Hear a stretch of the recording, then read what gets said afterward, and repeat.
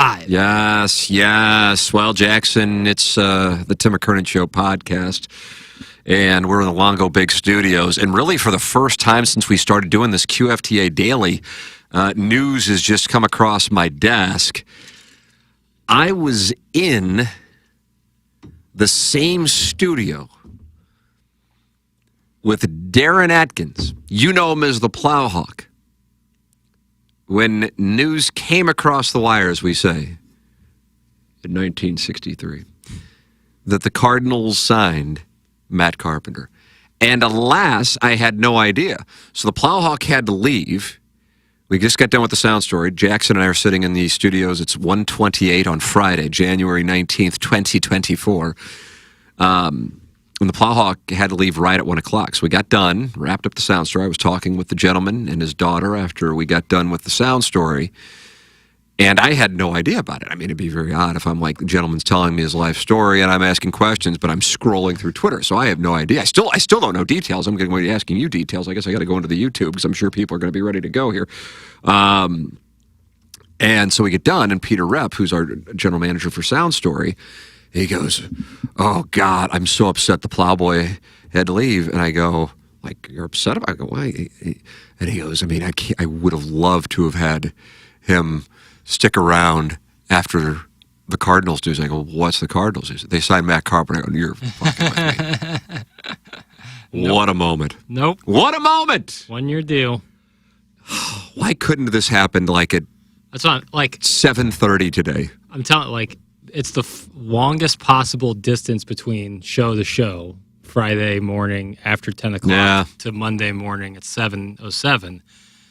You'd have to think that the Cardinals front office is aware, just like when Mizzou releases their uniforms, right, like 10:15, just to get by us. I think it was strategic. Yeah, I think this might have been strategic. Oh, Jackson, I don't know. I don't know. I don't know. I don't know what to say anymore. I don't know what to say anymore. Let me just read it. Because I like I said, I was doing a sound story, and Matt Carpenter is back with the St. Louis Cardinals. The former 3-time All-Star returns to the club that drafted him a 1-year deal with, it was announced, that was just phrased odd. It was announced on Friday. He fills out the Cardinals' last remaining 40-man roster spot. So they sent James Nail over to Korea, and people were thinking, it's going to be a reliever, and started getting their hopes up. But they cleared that roster spot for Matt Carpenter. Oh, my God. Carpenter, who is 38, returns to the Cardinals after having spent big league time with the Yankees and Padres after leaving St. Louis following the 2021 season.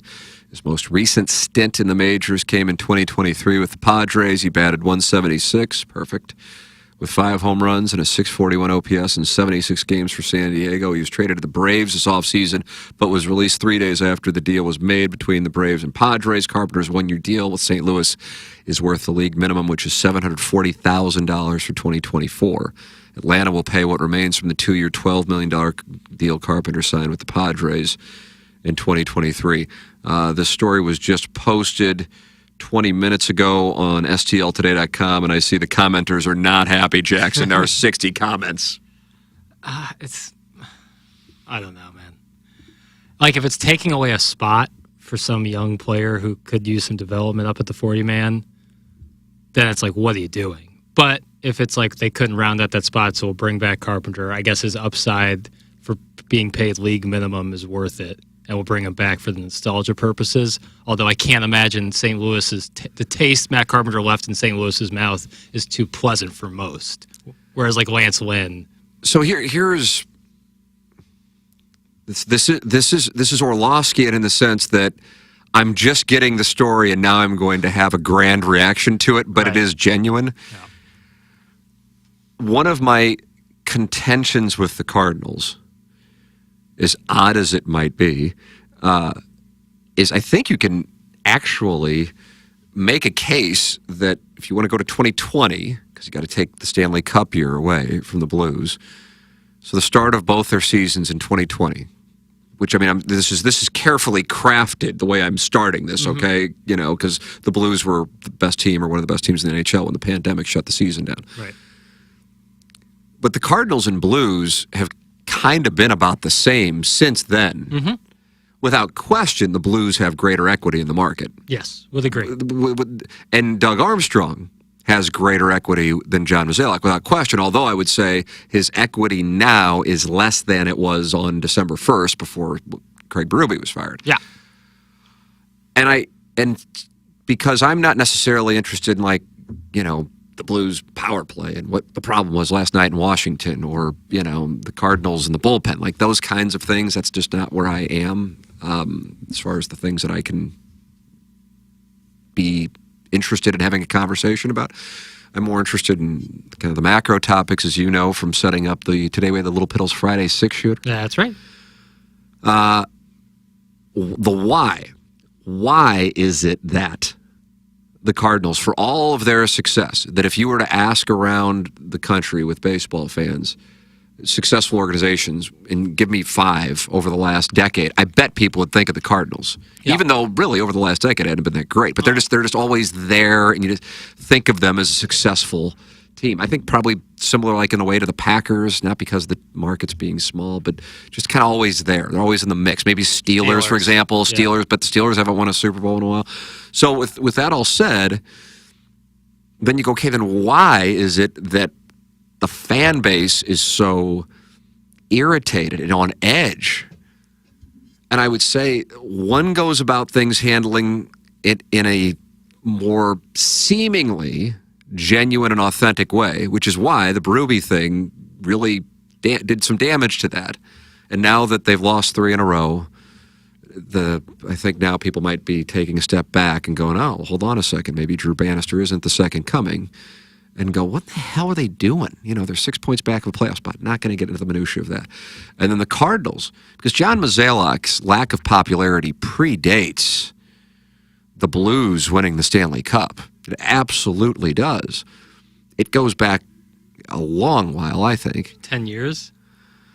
I don't know. I mean, it's kind of just been like this steady blue chip stock of going up. Yeah, because 2011, I assume his stock was as high as it's ever been. That's going to get me going down a rabbit hole. But I mean, that's the thing that Joe Strauss said, and I think he was planning on writing a book. Joe never said this to me, whether it be on the air or off the air, but my sense is, if you want to do an autopsy on that and take it back to that I gather he knew that there was a chance La Russa was leaving, or he knew he was leaving. If he would have known, he would have reported it. But knew it was live, knew Pujols was a free agent, knew therefore Dave Duncan's situation, of course, tied in. And that in Mozeliak's tenure, which began in 2008, and then you had the 2009 season, which was a great team but didn't win a playoff game. 2010, good team, didn't go to the playoffs. And then it looked like in August of 2011, or even September of 2011, that team wasn't going to make the playoffs, that you could have had the organization totally turn over. Not just from the manager spot and Albert Pujols spot, but also, I think, and I don't know this, but it certainly would have been reasonable to go, okay, well, it's back-to-back years they didn't make the playoffs. And 1 year in his tenure, they did win the division, but other than they didn't win a series, didn't even win a game. We're gonna just totally flip this thing around. But instead, they have that run in September of 2011, win the World Series, and while La Russa retired and Pujols left, they immediately bring in Beltran. Berkman sticks around. And the organization doesn't necessarily have an incredible year in 2012. They were a wild card team and played a 1-game wild card, and then went on a run in 2012 to get up a 3-1 on the Giants before losing that series lead. But then that continued into 13, and a pennant-winning team, and 14, and another team that went to the NLCS, and then 15, a 100-win team. But what if, and this was Strauss's big thing, what if that September 2011 doesn't happen? And my belief is, and of course Joe's not here for me to ask him, but my belief is I think he thought Mozeliak would have lost his job. That's what I think. So then the organization has success, and you can't deny the success. But I know that there are baseball people who feel like as good as those teams were in 12, 13, 14, and 15, they should have won another World Series. And this isn't like guys with Twitter followings. These are guys who played and or were with the organization and felt like they just didn't have the managerial strength. I have had first-person conversations with people you would recognize, multiple people you would recognize if given the names. Like, man, what a shame that we didn't capitalize on how good those teams were in 12, 13, 14, and 15. So then you look at 16, 17, 18, whatever 2020 was. 2021 was a playoff year by definition, but it was a one-game playoff year. 22 is a division winner, but swept out of the playoffs. That you got to go back to, what, winning Game 5 against the Braves? Am I right, for a playoff win? Is that the last time they won a postseason game? 2019 Game 5. Okay, that's a good long while. Yep. So it's understandable why people are irritated, because this isn't like what I grew up with in the 1980s. Well, if you just got to the playoffs, it means you had an incredible year, because only 4 teams did. Right. Now it's a bunch of that people are frustrated. So what am I getting to here? The Cardinals, for whatever reason, and part of it, I think, was a display this past week at the winter warm-up where Mozeliak acknowledged it, that we've had some arrogance. But I think that arrogance is not the core issue. The arrogance is what has led to tone-deaf behavior. And that is what I want to focus on here. I don't know if in the last decade there has been a player, and maybe you'll be able to point one out immediately, that has been more of a poster boy for not just polarization, and I wouldn't say amongst the fans, because all of the fans were against him, not because they disliked him, because they're just like, this guy's terrible, why keep playing him? But between the organization and the fan base, than Matt Carpenter. In part because of his performance, but more so, truly, this is not a results-oriented thing. The day, I believe we were doing TMA at KFNS, the day they announced that he was getting a contract extension, I think we were doing the show. I think it happened then, although that'd be weird that an announcement would come out in between 7 and 10. But I remember going, I wonder what this is. And then when I found out it was an extension from Matt Carpenter, I went, why are they doing this? There's no need to do it. Like, that's kind of why I thought they would do it with Goldschmidt, because they do unnecessary extensions. And then you go, that's a self-inflicted wound. That's unnecessary. That was unnecessary. It's not like the Matt Carpenter market's heating up. He's under contract. You don't need to do this. And then you created a problem. And you just go, why are you doing the things that you do? And if you are, I'm not saying, like, you can't, if you're in a business, you can't go, well, the people are saying it, so therefore you got to do what the people say. That's not the way that it works, because oftentimes the people don't know plenty of the things going on behind the scenes that make what they may think they want not realistic. But this isn't radio, or this isn't some privately held business. There are statistics, and there are games that are played in public, and you have that information. And it's clear what you have here. And you also are aware of what the tone of the fan base is. And Mozeliak joked again last week about getting booed. I don't know if you could sign someone who would piss people off as much as this. Now, as you said, from a baseball standpoint, it's probably immaterial. He's going to make $750,000, and whereas probably anybody who's listening to this would love to have a salary for the year of $750,000. To the Cardinals, it's relatively speaking nothing. Yeah. You know, I mean, it's less than, what's my math on the fly here? It's less than 0.5% of the payroll. Yeah. But with that said, what are you really going to get out of it? Now, maybe he comes in here and goes off. You know, we can play this and go, Tim was wrong, because, of course, everybody else was high on it. Right? But I just, it always goes back to some of the things I think we talked about yesterday, the juice being worth the squeeze. Right. And it's just one of those things. It's not like the off season, even though, man, they were in spin mode at the winter warm-up. But, you know, Mo immediately tended to the pitching, and I'm like, oh, my God, we're doing this thing again with older pitchers, the J. Happ, John Lester thing. He didn't. He tended to innings, and I'm fine with it. I've said it over and over again. I love that these are short-term deals with Gray and Gibson and Lynn, in that they're not 5-year deals. But, I mean, you're not going, okay, here we go. This thing is ready to take on the Braves and the Phillies and the Dodgers. And so I'm going, I just don't get how you aren't, like, I don't know, I'm trying to think of, like, not that he's around, but like if the Blues are like, we fired Berube, but we're bringing back Eric Brewer. And like people just go, like the Matt Carpenter thing has the same kind of. Yeah. So when it happened, I'm just like, I can't believe, like my phone, and not necessarily people I'm like always texting with, just like people like, is this real? You know? And it's just a tone deaf mood. It's just not like if Matt Carpenter hadn't played here for a number of years, and he's probably a great guy. I mean, I interviewed him, and he did a great interview on TMA one time. All indications are. But if like he just had spent most of his career with like the Angels, would they be doing this? No. It's like this. It's like the guy who just keeps banging ex-girlfriends.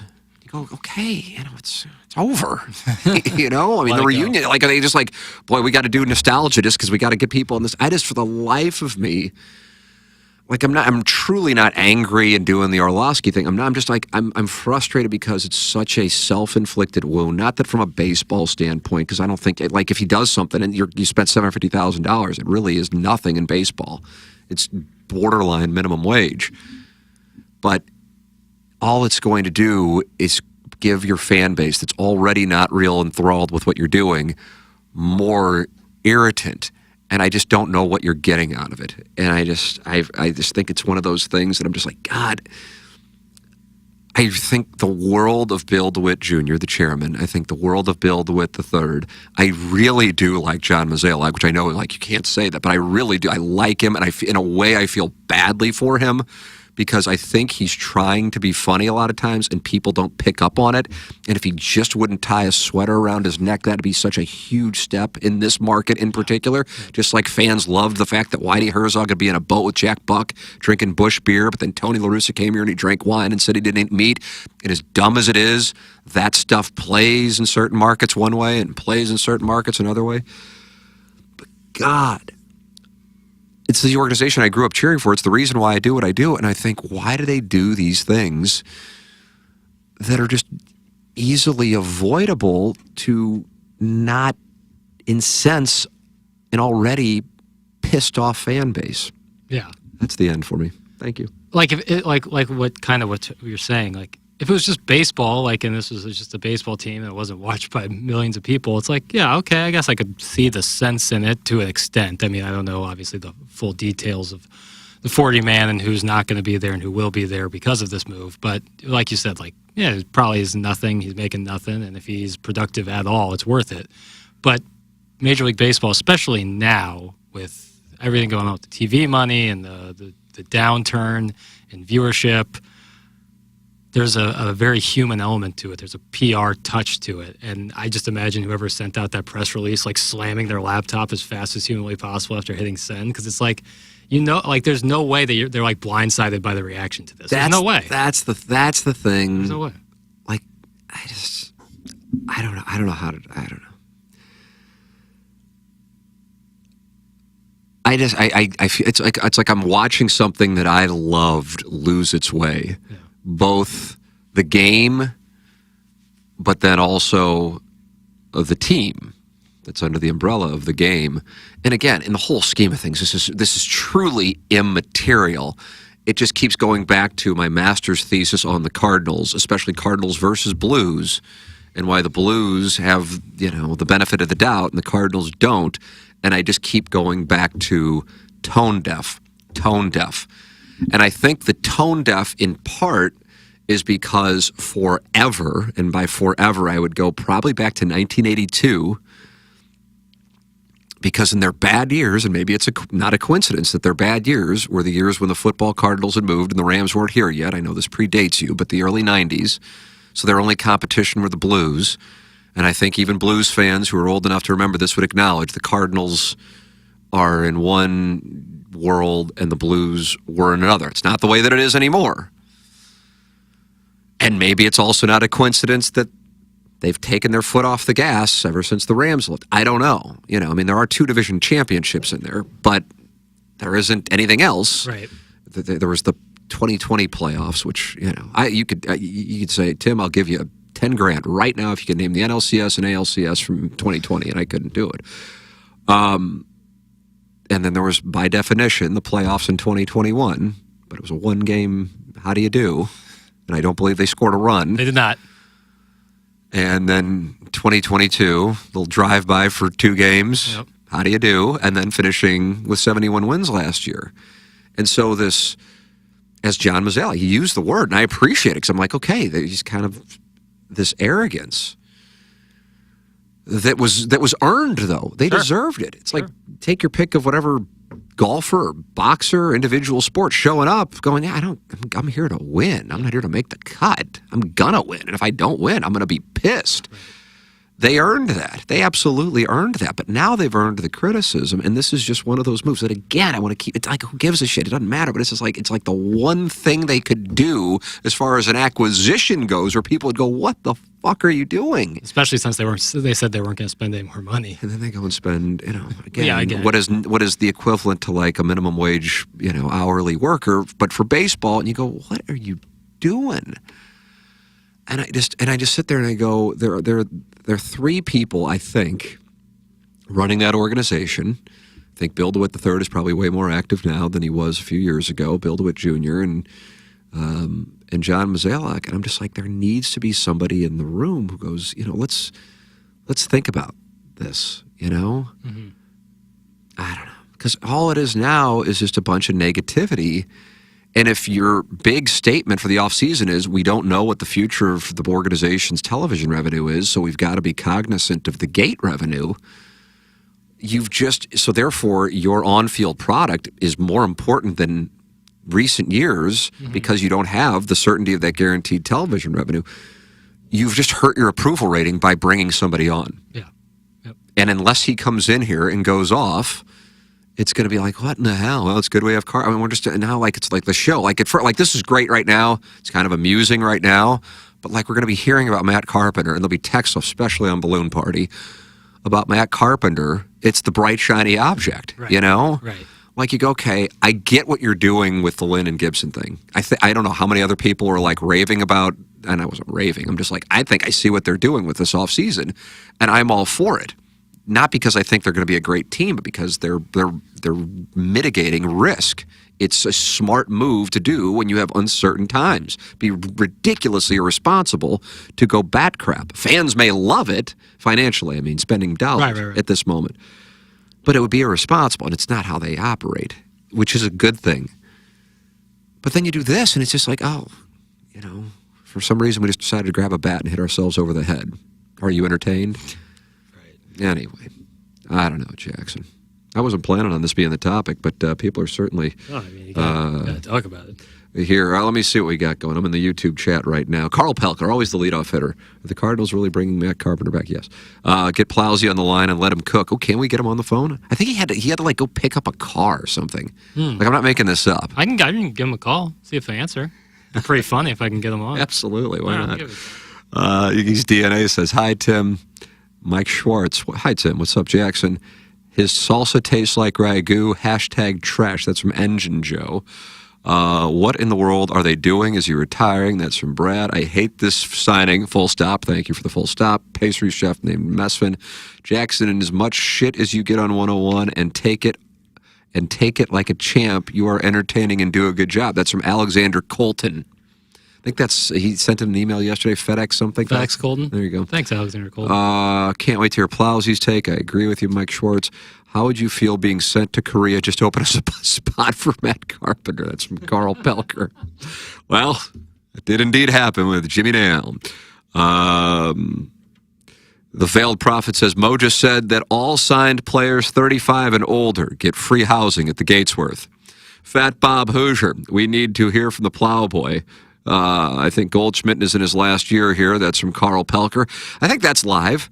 This is an aside. It's somewhat related. I really wasn't planning on talking about the Cardinals at all. We've gotten so many emails now with doing QFTA Daily that I was planning on going down that road, but that will not be the case today. And I got to go pick up my son here relatively soon. He's got to skate. But I'd just really be curious, like if I knew them.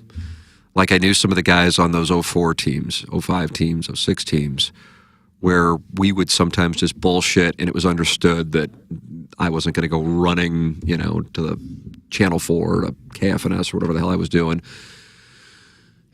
And if I were sitting here with Nolan Arenado and Paul Goldschmidt, and I was like, what do you guys think of what they've done the last two off seasons?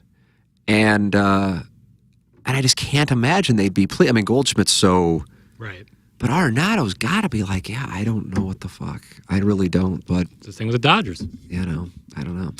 The Plowhawk is on the line. QFTA live. This is huge. Ladies and gentlemen, the Plowhawk. Plowhawk, you and I are doing a sound story, a wonderful sound story, by the way. He was fantastic. That guy was so great. I mean, holy crap. I don't know if that's one that we can make public or not, but that would be a wonderful one. But anyway, so we're sitting here. Peter Reps here, our general manager for Sound Story. You're running the board. I'm doing the interview. The gentleman and his daughter are in here. We get done, and you have to run, and you had said from the get-go you needed to go pick something up at 1 o'clock. And then Peter goes to me, man, it sucks Plowboy had to leave. And I go, what? He said he had to leave at 1. And he goes, no, because of this Cardinals. He's like, what Cardinals? He goes, they signed Matt Carpenter. I go, oh, my God. I didn't know what time it was because I just got on Twitter because, you guys were doing the interview. And so I'm just kind of perusing and saw a couple of notifications, which is kind of rare for my Twitter. It's pretty much dormant unless I tweet out a hot take that goes wrong. And so I looked, and I assumed you saw that sometime during the balloon party show. No, I had no idea you didn't know that at the time with your super party. No. So now that we all are on the same page and Matt Carpenter is coming back, your reaction? I have no idea what this. I don't really know what they're doing. They've gotten a lot older. Sometimes yeah, that's what a lot of teams are looking to do. And maybe they're trying to push for those, maybe some hover around sponsorships, and maybe they need to get a couple players that maybe could use them. I'm not sure. When they said they wanted swing and miss stuff, I thought they meant from the pitching side. Well, I got to tell you, that needs to be on the Twitter timeline. Now I understand that they were actually looking for swing and miss stuff from a 36-year-old, is he? I don't know what age he is. He's older than that. Yeah, I was going to say. Okay, so it makes zero sense. And if it's for, being a mentor or, hire him as a coach, I'd be fine with him as, a bench coach or if you want to kind of have – but you can't have a guy, regardless if he's making only $750,000, he's taken up a roster spot, and he had 176 last year. He had double the strikeouts as hits. I don't know what more it need to go. This man is speaking the truth. He isn't making things up. And Matt Carpenter's 38, Plowhawk. God, I thought when I said 36, I thought it was a terrible guess. I thought it'd be 32. God, he's almost 40. So it's another farewell tour. And let me tell you, very smart strategy. I bet they got the bobblehead makers in the works. They're going to have some sort of salsa theme night where, Wainwright comes out with a guitar. His hair's all slicked back. He's wearing a white beater. He's jamming to the crowd of festive Hoosiers. And here's Lars Nootbaar signing pepper grinders as you have in the background Mozeliak and DeWitt just putting stacks of cash in the money counter machine. Like that. It's so perfect. It's so the Cardinals the last 5 years to have two all-star caliber players surrounded by has-beens, never was, and low-hanging fruits. And then you pepper in a couple nostalgic players so these Festus Fives can come pouring in to get a bobblehead. You sell your $3 million, lose 90 games. Marmol had a great year. He's coming back next year. You just wash, rinse, repeat this. And I love every second of this. I mean, you could have written that out, and I would say it wasn't even better for that to come off the top of your head after Jackson just called you randomly. I mean, that needs to be sent out. Just got done eating a nice quarter pounder, a nice apple pie. So I'm fueled and ready to go. So I'll probably hop back on Twitter. Yeah, I bet you're going to have a big afternoon. Yeah, Madison's, she's kind of upset that she's going to have no time for me because I'm just going to be all on Twitter. So it'll be exciting stuff for me today. And I am very surprised that you guys called, but I love giving hot takes. Oh, yeah. Well, when this happened, I mean, when Peter said that to me, I go, oh, my God, I had no idea it happened. I didn't even know. I still hadn't even read the story about it. And I go, I want to text the Plowhawk about it. By the way, John Mozeliak on the signing of Matt Carpenter. Matt Carpenter was someone that we were always fond of when he was here. And as we were looking at our club right now, we definitely wanted to try to find someone with some experience who's been through some things. And, speaking with Ali Marmol and his group, we thought this would be a pretty good fit. So there it is. I mean, this circle jerk fest they got there, and they is great, man. They got the best spin team in the world, bro. Their PR team is fantastic. So that's a good way to spin a 38-year-old has-been. Who currently, where is he playing? He can't be demoted to AAA. He never will, so he's just going to kind of sit there. as a coach and get like one at bat a week? Because he can't play defense, right? I have to tell you, it's a fair question. And now that you've asked that question, I really don't know. I guess he does a pit stop in DH and first base. I don't know what else it would be. Yeah, it would, I guess, just be filling in first base when Goldie's out. No. But isn't that Contreras' kind of job, which is another situation? What are they? Yeah, I honestly don't know. They have such a bad roster. It's so bad, like you can't even tell who's playing where and at what time. This is going to be great. This is, like I said, people...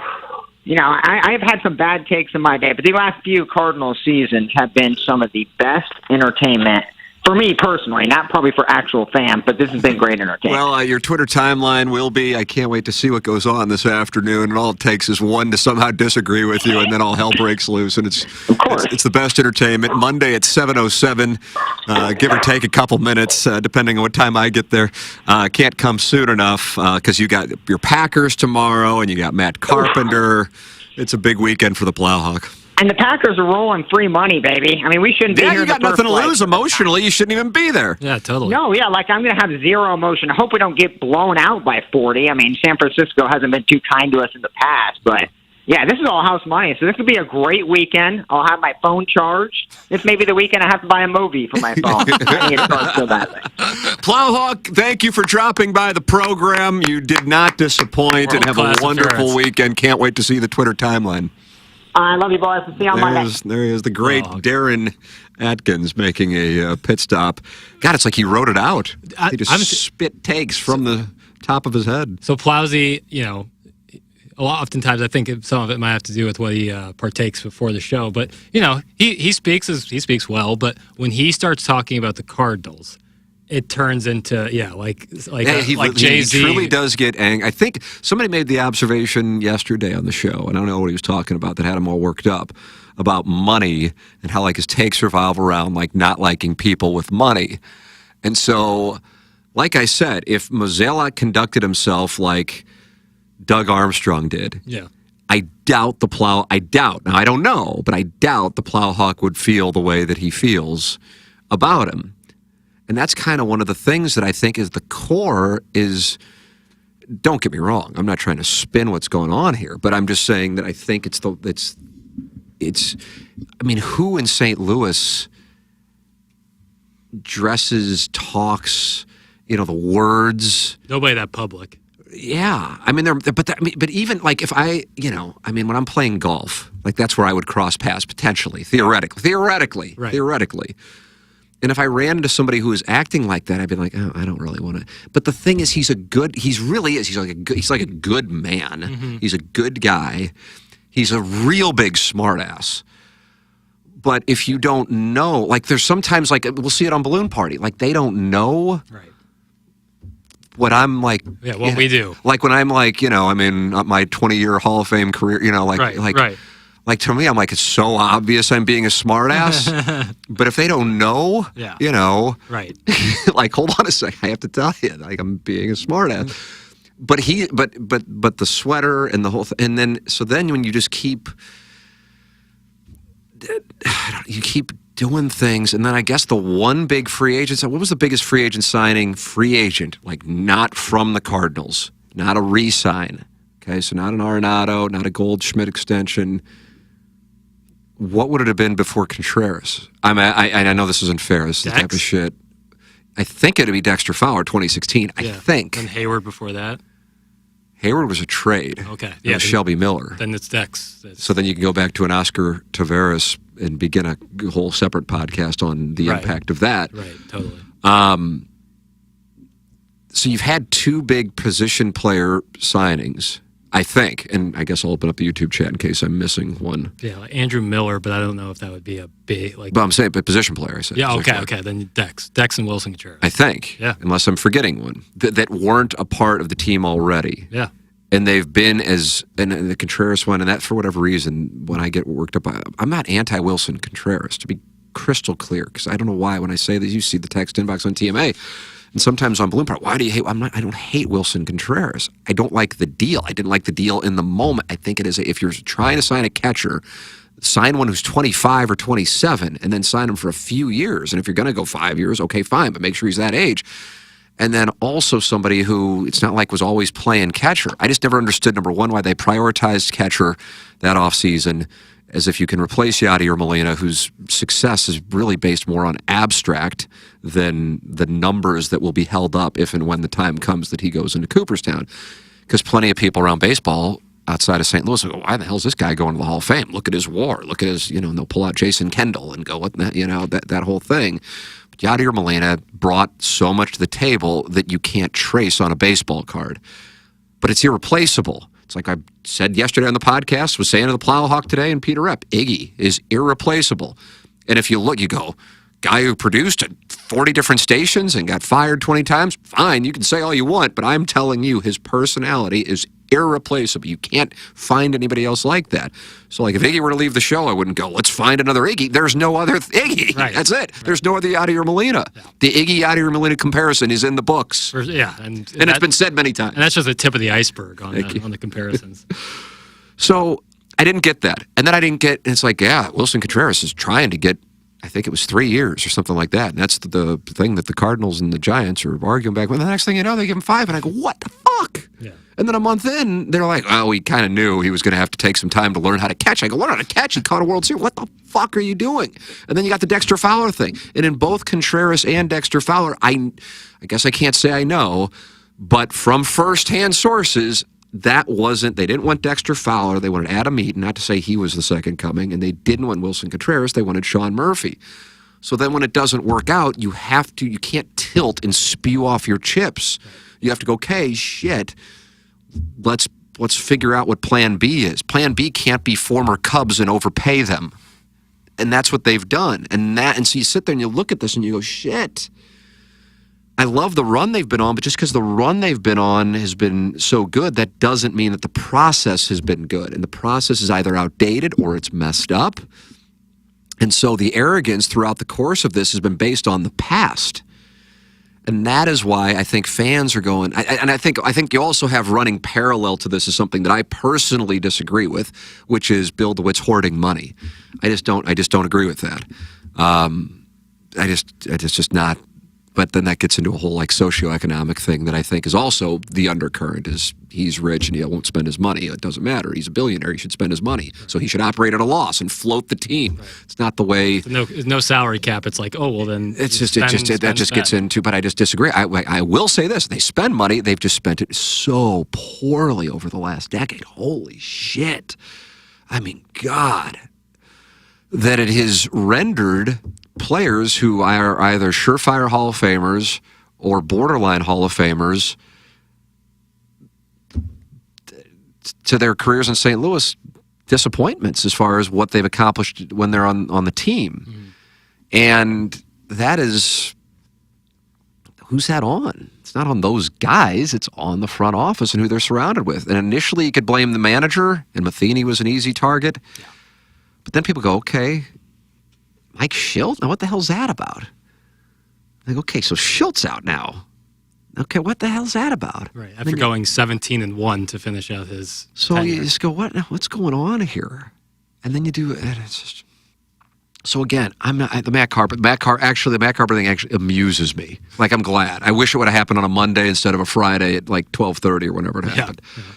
But it's not. It's just another case of going, God, I feel like there are teams in each market where we in St. Louis wouldn't know, but if you were to like bounce around from Chicago, I gather it's either the Bears or the White Sox. I don't know which one. The Bears and their ability with the ability to get a quarterback going back to God only knows who, right? And the White Sox and just like somehow fumble fucking their way to a World Series nearly 20 years ago. But other than that, just having young talent and kind of pissing it away. I mean, they were the team that people would have bought stock in 4 years ago. But each market has, I'm assuming they have, multiple major league teams. I don't know, like in New York, I would guess the Jets are the joke because the Jets are just such a joke. Knicks because of Dolan. Yeah. So anyway, but the Cardinals are like this,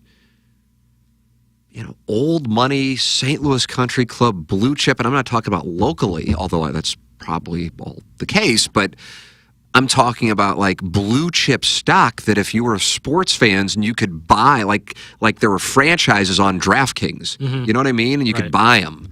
and like the Jets would be $6,000.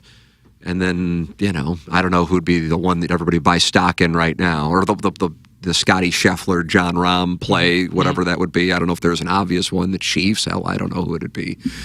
The Cardinals would be up there, but like sharps would go, geez, I mean, you're buying the Cardinals at that price point based on the past. Right. And so I think fans are upset at the DeWitts based on money, and then fans who are more baseball nerds is the term I use, but baseball is savvy, is self-indulgent, but is more rooted in what the hell, like, this is the risk of YouTube. I almost outed somebody, but somebody you know well who texts me a lot about the Cardinals. And goes, what the hell are they doing? And like more worked up about it than me. Purists? Baseball purists? No, I don't know. If I say baseball savvy, it's like saying so we're savvy. That's not right to do. Enthusiasts? Just follow the game and aren't like upset about guys who are rich. Whatever that would be. And I think the majority of, I think it's subconsciously it's socioeconomic. Like Tom Stillman, it's great that the Blues got in a playoff series for Tom Stillman. As if Tom Stillman is like, I got to be careful, but like not living in Ladue or something that, Not owning I'm sure he's fine. Yeah. You see what I'm saying? Like the man owns an NHL team. Right. It's not like he's trying to make payroll. Yeah, it's not like he flipped a format to the man and the woman. It's not real lunch pail. Right. But he's a great guy, but he's more #relatable. Yep. Even though he's, married to Jack Danforth's daughter. I mean, which isn't, and that's my guy, but I mean, it's call what these things are. And it's just, it's tone deaf, which is why the Blues, and I sat there when Armstrong was doing that press conference, he did it during Balloon Party. And I remember him saying, realistically, best case scenario, third place this year. We're not there with the Avalanche and the Stars. And I'm looking at the text inbox, and some people were cool with it. Most were like, what in the fuck?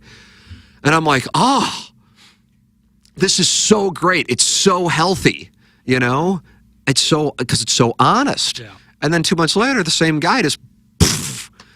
Now, hey, like I said, I don't know what's going on there. Maybe there were things going on, and I don't know. But it's like we kind of knew what the Blues were this year. That's fine.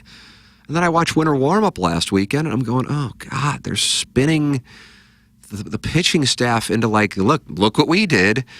And then the Yadier Molina thing, when asked about it specifically to reporters, John Mozeliak's answer was a lot different than when he was doing the fan town hall. And the reporter's like, yeah, we're going to figure it out. He's down in Puerto Rico, and when we get down to Puerto Rico, we'll talk with him. And I'm like, this guy's like got just like a little, hey, thanks for being great for a couple decades. We'll give you some money and maybe ask, if Wilson Contreras is calling knuckleballs, we'll ask you to tell him how to do this job. He isn't going to be real active, nor do I think he really wants to be. And I doubt they really want him to be deep down because, he'd come in there and walk into Bill DeWitt's office and go, hey. Yeah. But then when you sat there and talked with the fans, it was like, boy, how excited are you that Yachty's back? And I'm like, but he isn't back. He isn't really back. And look what Mo did with the pitching. And I'm like, yeah, look what he did with the pitching. This isn't fixed. It'll be fine for the Central. But God, so then I'm sitting there and I'm going, well, this is disingenuous. And then because it's disingenuous, I go, God, they must be really concerned.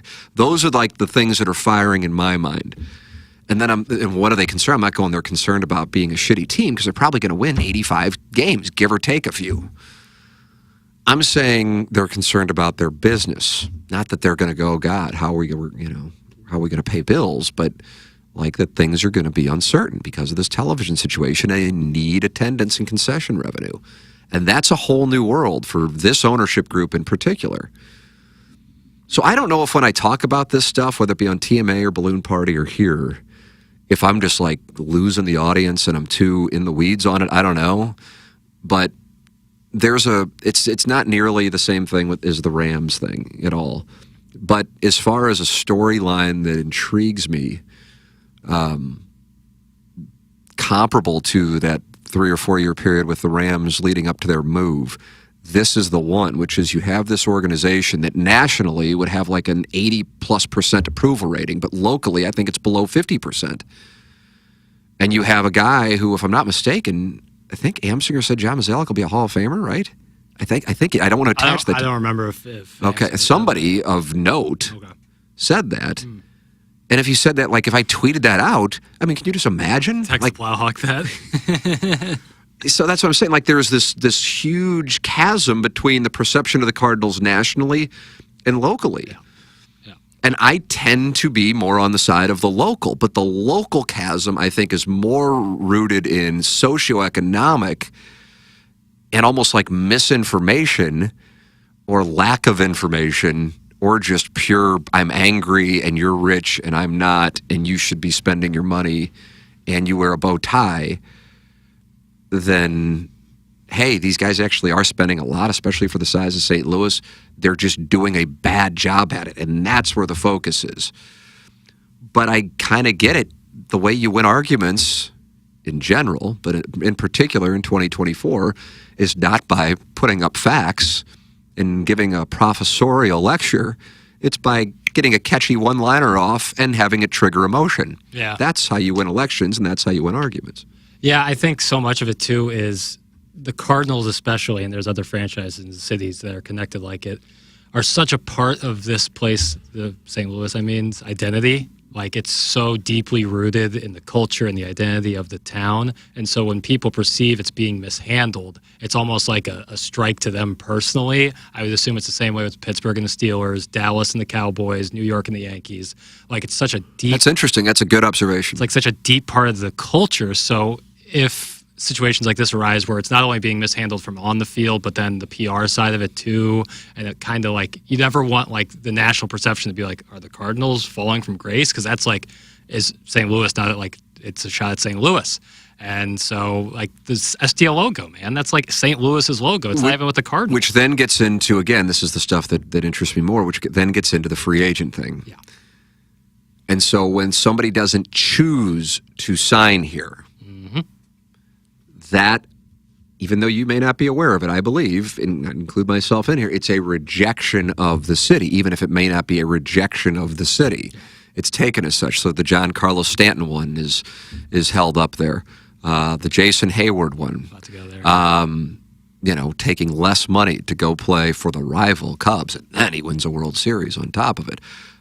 So then, like, his character and his leadership ability gets called into question.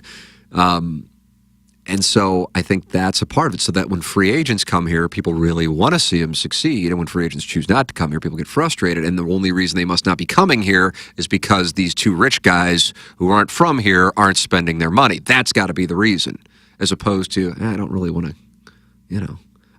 go there. But for certain people, Goldschmidt, Wainwright, Arenado, Holiday, it's like perfect. That's what they want. They're family guys who live for the game of baseball. And so it's perfect. Don't really care about, you think Paul Goldschmidt wants an endorsement deal? I mean, I guess he would like the money, but I'm sure he's not going, I don't know if I'm going to be able to pay bills. He just wants to play baseball and be left alone. And God bless him, you know? Sure. And Arenado is like so hungry for a championship. And I think that's what I was saying when you were getting Plowhawk on the line. I'd love to, and I just don't have that relationship with those guys like I did with some of those guys on those earlier teams. And I won't, you can't out of nowhere hit them with this type of stuff. Yet that's developed over time. But I would love to know what Nolan Arenado's thinking. And again, this is all spurred. I mean, nothing really changed for the Cardinals today. I mean, in the whole scheme of things, this is entertainment. I'm sure social media is fucking insanity right now. Correct. But it's not like, they traded this guy to bring in Matt Carpenter. Nothing really changed. But for Nolan Arenado, I mean, in the two off seasons since he chose not to opt out, they've brought in Wilson Contreras and Sonny Gray and Lance Lynn and Kyle Gibson. And Andrew Kittredge. I think you got to count him because I think he's actually going to be valuable, but I also know he's not a big name.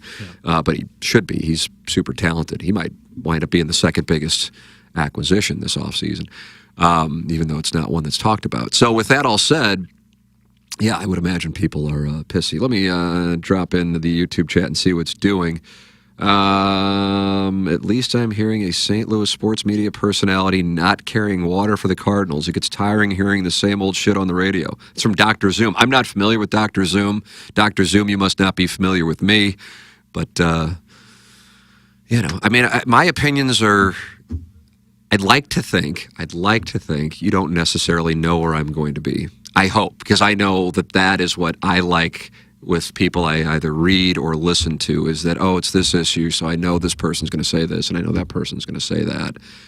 You know, I mean, if I'm looking for entertainment, that's fine. But if I'm looking for like a real informed opinion, sometimes I would, like this offseason, I think people were thrown off when I was saying, oh, I like what the Cardinals have done. But I liked it through the lens of business. Baseball, I'm just like, they're so far away that it wouldn't be irresponsible for them to go take your pick of whatever guys and signing them, because they're in a real spot because of business reasons. Yeah. Unless they know that the television thing's going to wind up working out.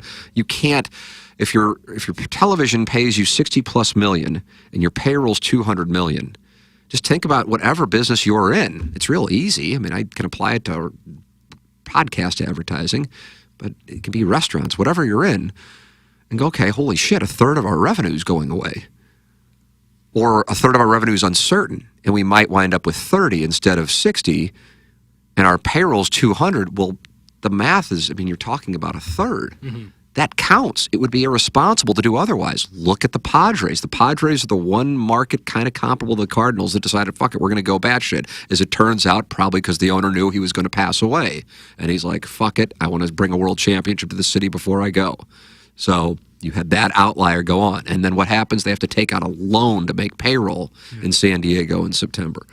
Not that the Cardinals would be in that spot. Let me make that clear. But the Cardinals do have some uncertainty. And it's really the first time that they've had this with this ownership group. They had uncertainty before, but that was with the brewery and after the passing of Gussie Busch in '89. So that's the part of this conversation that stimulates me. I get very bored and my eyes glaze over. And it's kind of like a tell in a discussion if somebody goes, yeah, and DeWitt's cheap. And I'm just like, okay. And I'm not saying that they're not fiscally responsible, but there's a difference between being fiscally responsible and being cheap. And I don't think they're cheap. I think they've spent money so poorly that, if anything, they've spent money like new money. Mm-hmm, mm-hmm.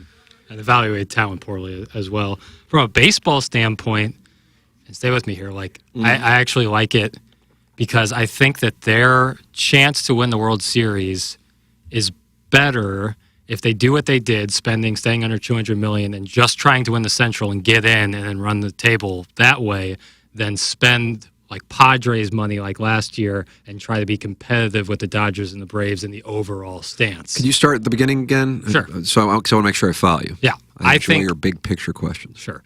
So I think the Cardinals have a better chance of winning the World Series by just winning the Central, getting into the playoffs, and then playing the 2006-2011 game, let's get hot and run it, and then trying to spend the money that it would require to be competitive with the Dodgers and the Braves in the overall sense. I agree with that. Yeah. I don't even know how somebody could like counter that. Right. So like you look at it and be like, well, they could have spent like an extra, gone to $225 million, but then given the business context of it, it's like, is that worth it when you can have a good chance of winning the World Series relatively by just winning the Central and trying to run the shoot? Sure. But to me, that isn't necessarily an endorsement of their model so much as it's a criticism of the playoff structure. Yes, and the happenstance of the Central is dog shit. That's correct. Yeah. So if you are in the American League Central or National League Central, I would actually tell you that's probably in your best interest. Yeah, spend at this moment. And this, by the way, might be something to keep an eye on over the next decade or 20 years, in which players and those markets have the more capital and ability to, and the desirability for the players. That's where you're going to see the better teams be. Yeah, doesn't mean we're going to see world championships, because, as we've seen, just roll the dice and, oh, look, it's a Diamondbacks Rangers year, of course. Yeah. When's the 6th seed? But that, I want to live in LA. I want to live in San Francisco. I want to live in New York. I want to live in, take your pick of wherever that could be the case. Because, both Centrals right now, I think if you look at Bovada and the odds for the division winning world champion, okay, so you get to bet a division. Right. Like you can bet the world champion will come from the AL East. The National League Central, I believe, is plus 1,000, and the American League Central is plus 1,300 or plus 1,350. Damn.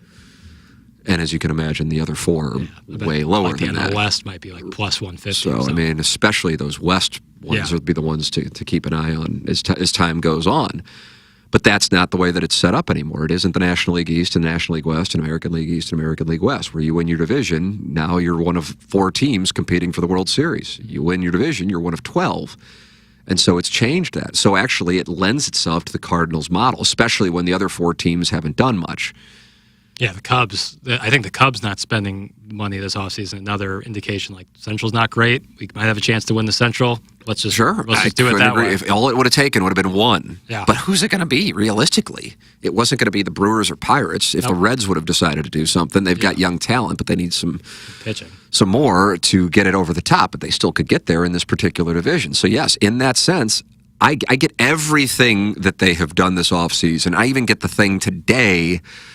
If you look at it through a pure baseball lens, because from the baseball lens, it's like it's no risk. Yeah, and there's some upside. But that's not the only part of the business. Just like PR in baseball isn't the only part of the business. There's corporate sponsorships. There's television, as we're hearing a lot about, and we should be. But it's the PR. And I'm just like, God. Same thing. I remember saying this, I think I said it off air to Demoff. And he really took offense at it, too. And I wasn't trying to insult him, but I said, you guys just really could use somebody like a Mark Lamping who, it's not because he's from St. Louis, but it's because he can relate to St. Louisans and they believe him. Armstrong's not from St. Louis. He's Canadian, for fuck's sake. But he resonates with St. Louisans. And there's a certain... And being authentic isn't a trend in St. Louis. It's a positive in most places, minus Instagram. And if you can gain the trust of the people you're talking to, I think whether they like what they're hearing or not, like a guy standing here going, yeah, we're probably at best a third-place team, they'll give you the benefit of the doubt. And that is why I really do believe, Jackson, that if the Cardinals television situation and the RSN situation across baseball in general were stable, I really think the Cardinals would have looked at, for the first time in this ownership group's era, turning the page in July of 2022, 23, excuse me, with possibly, I don't know if I could call it a fire sale, because that makes it sound like they're just getting rid of anybody just for anything, but going, okay, it's not going to happen. We're not close, but we're going to be, but it's just not there yet. So we're going to load up and trade Goldschmidt and trade Arenado and whoever else.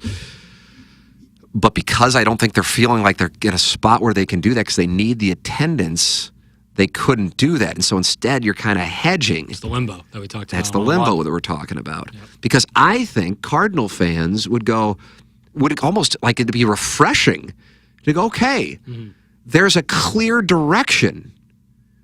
It's not going to be 2004. It's not going to be 2000 through 2006. And then the next generation came in with a handful of the same players, 2009 through 2015.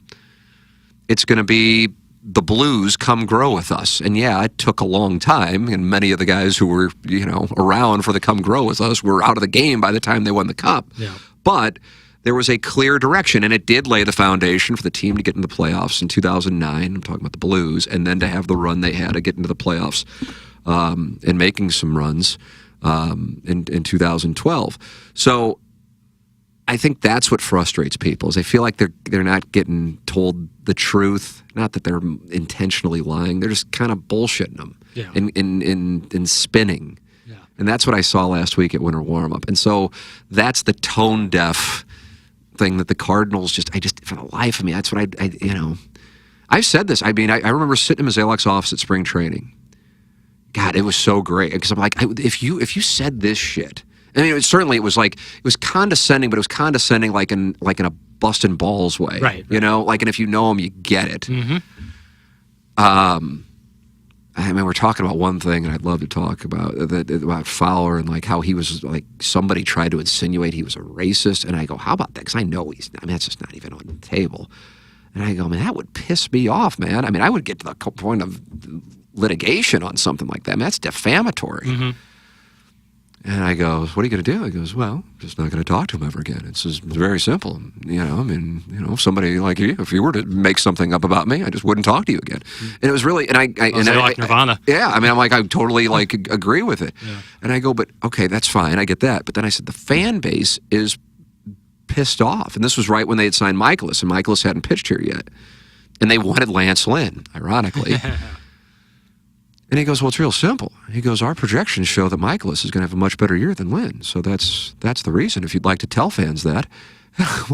And it's very, you know. Yeah, like a doctor almost. Yeah, like an unapologetic.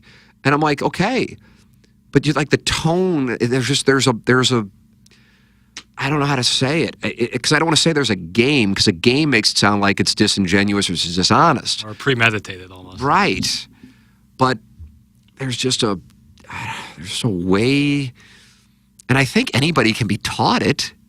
So that's the thing. So the Cardinals haven't had to change anything because it's been nothing but success financially and for the most part on the baseball field, which was why I thought it was so revealing that he actually said, I think we've been arrogant. I go, holy shit, this is great to hear. Yeah. But then proceeded to turn it into, they had, you know, built the 2001 Diamondbacks rotation in November. Right. And I'm going, oh, fuck. But at the same time, I understand why they got to do it. It just makes me go, oh, shit, they must be concerned if they're really, like, spinning this into, we really got something here. And by the way, you say you can take any team in the Central and bet them right now. I would take the Cardinals to win the Central. So I want to make that clear. It's just because it's in the Central. You throw them in the East or the West, and I'm not taking the Cardinals to win the division. And I think people are just really tired of feeling like they're getting jacked around. And I think that's the core of it. But the thing is, I'm not sure that they're necessarily getting jacked around. I just think they aren't necessarily as...